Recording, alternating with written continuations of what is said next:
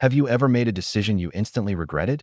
A moment where you wished you could turn back time, just for a second?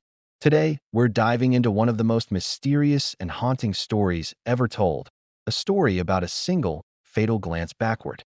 It's the story of Lot's wife. Our story begins in a city shimmering under the desert sun, a place called Sodom. It was a city of extremes, buzzing with life, trade, and culture, but also drowning in its own excesses. Living amidst this chaos was a man named Lot, his wife, and their two daughters. They were outsiders, trying to live a quiet, righteous life in a city that celebrated the opposite. One evening, as the sun bled across the horizon, two strangers arrived at Lot's doorstep. These weren't ordinary travelers. Their presence was commanding. Their eyes held an ancient wisdom. Lot, a man of hospitality, immediately welcomed them into his home, offering them food and shelter, sensing they were special. He didn't know it yet, but these men were messengers, angels sent with a dire warning. As night fell, the city's true nature revealed itself. A mob, fueled by malice and a dark curiosity, surrounded Lot's house. They demanded he send out his guests. The noise was deafening, the energy was violent.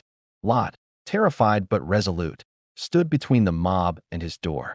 He pleaded with them, even offering his own daughters to protect his guests. It was a desperate, horrifying moment that showed just how far the city had fallen. Suddenly, the angelic visitors pulled Lot back inside and slammed the door. In a flash of blinding light, the entire mob was struck blind, stumbling and shouting in confusion. The danger outside was neutralized, but the true threat was the city itself. Inside the trembling house, the angels revealed their purpose. Flee, they urged. This city and its neighbor, Gomorrah, are doomed. A great fire is coming from the heavens to cleanse this land. Take your family and run to the mountains. Don't stop, and whatever you do, do not look back. Do not look back. The command was simple, yet absolute. A test of faith, a line drawn between the past and the future. As the first light of dawn cracked the sky, the family's escape began. It was a frantic, heart-pounding race against time. Lot, his wife, and their two daughters ran, hand in hand, leaving everything they owned behind. The air grew thick with a strange, electric tension. The ground began to hum, a low, ominous vibration that grew with every step they took. Imagine the scene. The sky, once a soft blue, was now a canvas of swirling gray and angry orange. Behind them, a deafening roar began to build, the sound of 1,000 waterfalls mixed with the crackle of a colossal fire. The judgment had begun. Fire and sulfur rained down from the heavens, consuming Sodom and Gomorrah in a cataclysmic inferno. They ran, their lungs burning, their legs aching. The city they had called home, for all its flaws, was being erased from existence. For Lot, the choice was clear. The future lay ahead, in the safety of the mountains. For his daughters, fear was the only motivation, pushing them forward. But for Lot's wife, it was more complicated. Every footstep away from Sodom was a footstep away from her life. Her home, filled with memories.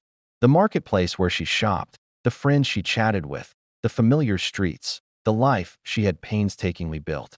All of it was turning to ash behind her. Was it just a city of sin? Or was it also a city of memories, of laughter, of life? Her heart was a battlefield. One part of her knew she had to obey, to move forward into the unknown. But another, more powerful part, was anchored to the past. The sounds of destruction behind her weren't just noise. They were the screams of her former life.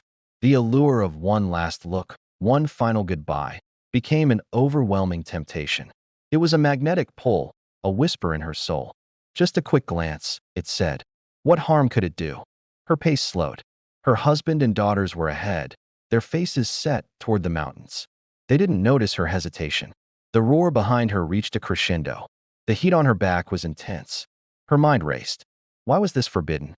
What could be so terrible about a single look? Was it a lack of faith? Or was it simply human, to want to see the end of your own story? The pull was too strong. The regret of leaving, the curiosity of the destruction, the love for what was lost, it all converged in one single, fateful impulse. She stopped running. She turned her head. And in that instant, everything ended. The air around her solidified. The fiery, apocalyptic vision of Sodom's demise was the last thing her eyes would ever see. The divine judgment was not just for the city, but for any who clung to it. The rain of fire and salt, the very elements of destruction, found her. Her body, in that moment of disobedience, was instantly encased. Her turn became permanent. Her glance, eternal. She became a pillar of salt, a stark, white statue standing alone on the desolate plain, forever looking back at the smoking ruins of her past. A silent monument to the power of regret, the danger of clinging to what is meant to be left behind. Her husband and daughters, finally reaching safety, looked back to find her. But she wasn't there. Only a lonely, human-shaped pillar stood where she had been, a permanent and chilling reminder of her choice. They had lost her not to the fire, but to her own heart.